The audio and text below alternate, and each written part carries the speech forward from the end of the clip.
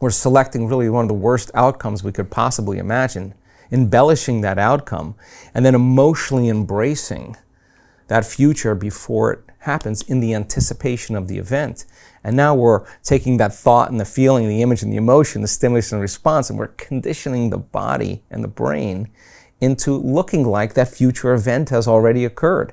And the stronger the emotion we feel from whatever we're imagining, the more we pay attention to what we're imagining. And we're embossing that circuitry further in the brain, and we're emotionally conditioning the body more into that emotional state. So if the familiar past in the conditioning process is the known, and the predictable or anticipated future is the known, there's only one place where the unknown exists, and that's the sweet spot of that present moment. Now, the person can live a normal life feeling those emotions and being successful and having relationships and all that stuff until it comes time where they get a diagnosis.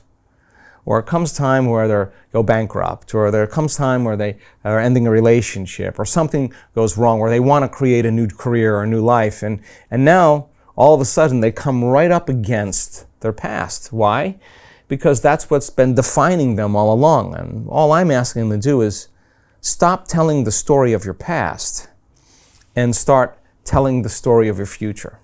Stop believing in your past, real or imagined, and start believing in your future. Stop romancing the past, and let's start romancing a future.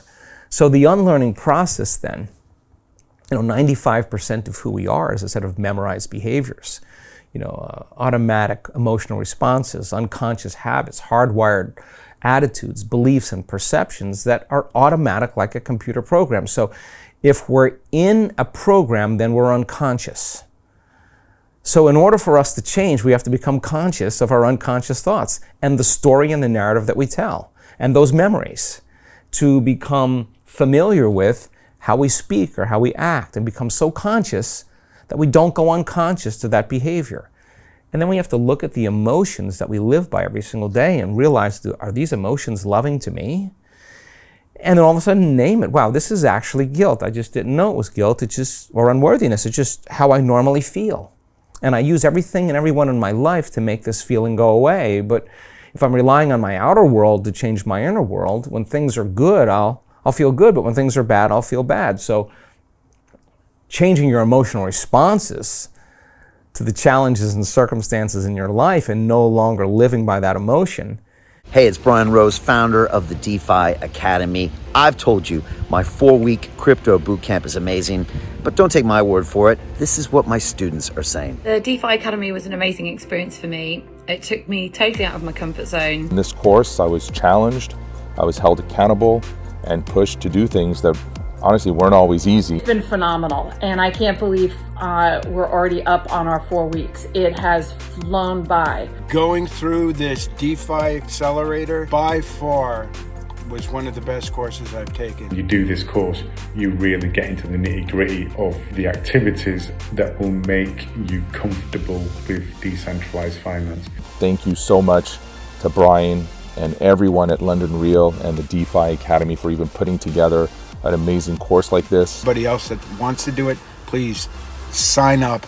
It is well worth the money.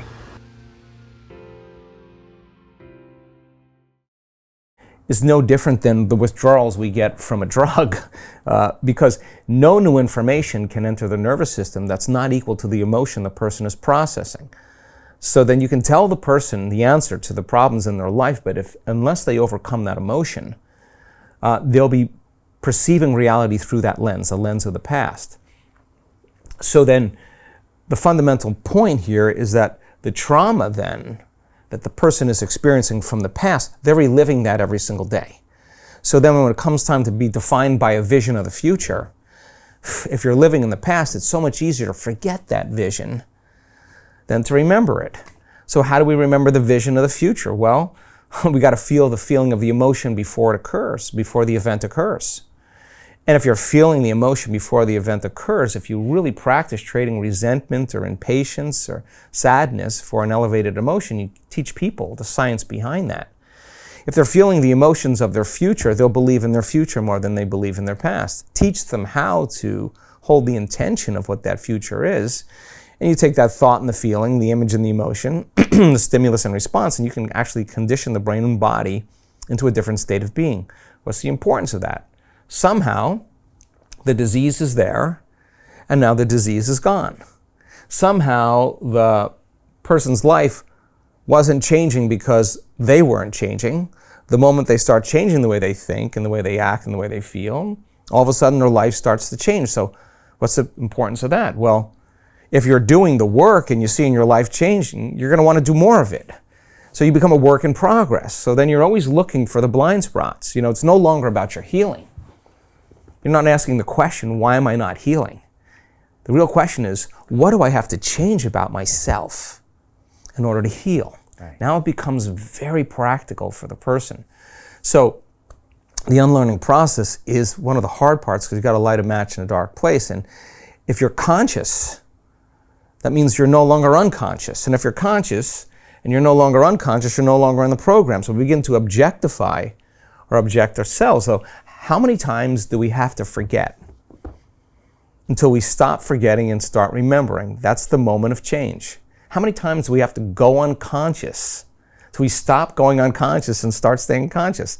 That's the moment of change. And God, we get numerous opportunities in life. Every day is one lifetime. And if you just decided before you started your day who you no longer wanted to be in thought, behavior, and emotion, just remember that, stay conscious of it, and who you do want to be. And think about the thoughts you do want to think. Rehearse how you're going to behave in your life with your family, with your kids, at work, on the Zoom call. And think about, what emotions do I want to live by as if my future has already happened? So the cool thing about that is if you're feeling the emotions of your future before it happens, you're no longer looking for it. You're only looking for it when you're feeling the other emotions. When you feel those emotions before it happens, somehow those wonderful synchronicities and coincidences and opportunities begin to show up in our lives. And that proves to us we're the creators of our lives.